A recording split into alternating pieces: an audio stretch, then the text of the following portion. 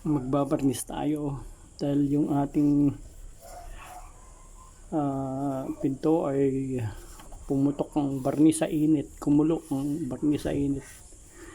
Ngayon umpisa natin, lilihain na ito, itong side na to. Ito niliha ko na to, dati maputing maputi yan ngayon wala na ito yan, ito tignan mo ito,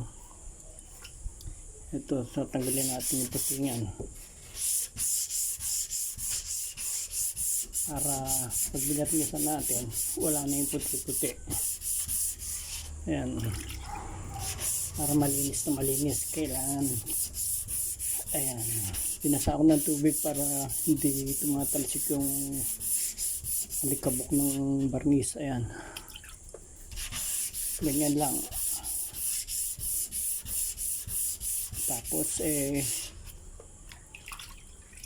ating punasan ng basahan para matanggal yung, para malinis na malinis. Yan, ganun lang gagawin natin sa lahat na yan para ayan, para maganda yung pagkakabarnis. Ayan parang chewing gum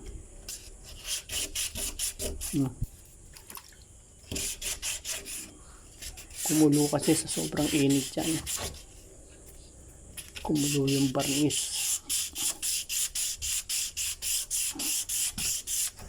Para wala nang puti-puti.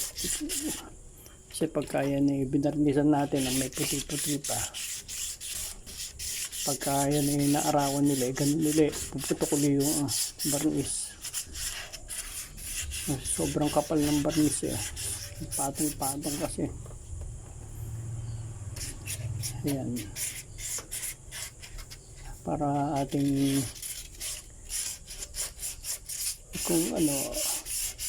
kung tutuloy natin ng video nito mahabang mahaba yan kasi matagal lang hindi ganun kabilis siya liyahin.